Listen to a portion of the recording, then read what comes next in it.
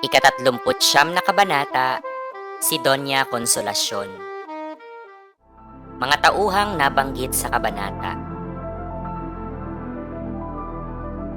Tala-salitaan, atungal, malakas na pag-iyak, balisa, lito, naguguluhan, barikada, harang, kinagawian, kinasanayan, naditine, natigil, nakulong, nakagitaw, nakalitaw, nakalantad, nakasupalpal, nakalagay sa bibig, tungayaw, paglait, masamang salita, kabuktutan, kalupitan, nakaririwasa, nakaluluwag. Nang tumapat ang prosesyon sa bahay ni Doña Consolacion, makikitang wala siyang pakikiisa sa okasyon. Nakasara ang mga bintana at walang sinding kandila. Siya ang asawa ng alperes, ngunit hindi siya pinayagang magsimba dahil hindi maayos ang kanyang pananamit at hindi kaaya-aya ang kanyang amoy. Naniniwala si Doña Consolacion na siya ang pinakamaganda at mas maganda pa nga kaysa kay Maria Clara. Sa kabila ng kanyang laging may tuyong tabako sa bibig, maingay na pananalita at buhol-buhol na buhok. Para sa kanya, ang mahalaga ay siya ang asawa ng alperes, senyora ng mga utusan, at ang reyna ng mga gwardiya sibil. Dahil sa kawalan ng edukasyon, ganoon ang pag-uugali ni Doña Consolacion. Bago siya ikinasal sa alperes, isa lamang siyang labandera, habang ang kanyang asawa naman ay dating kabo. Upang ipakita na mayroon siyang pinag-aralan, pilit niyang ginagaya ang kaugalian ng mga Europeo. Nagsasalita sa wikang Kastila at naglalagay ng makapal na kolorete sa mukha.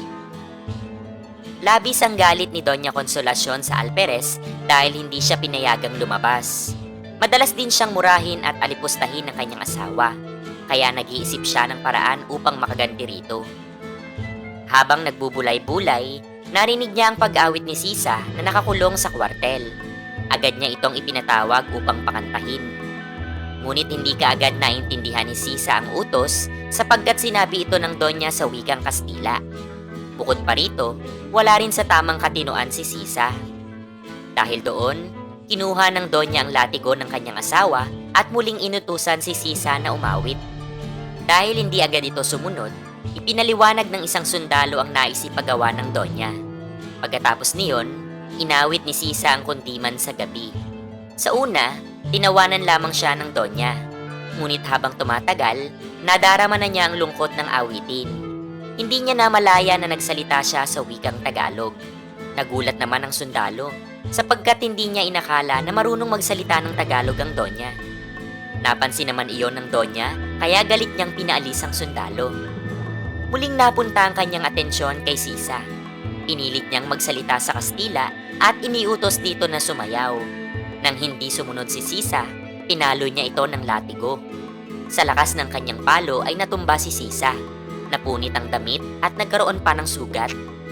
Sa halip na maawa, natuwa ang Donya sa kanyang ginawa sapagkat naibunto niya rito ang kanyang galit.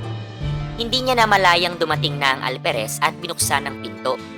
Nang makita nito ang kalagayan ni Sisa, namutla ito sa galit. Subalit si Doña Consolacion ay tila walang pakialam at sa halip ay tinanong pa ang alperes kung bakit hindi siya binati nito. Ngunit walang naging tugon ng alperes sa kanyang naging tanong.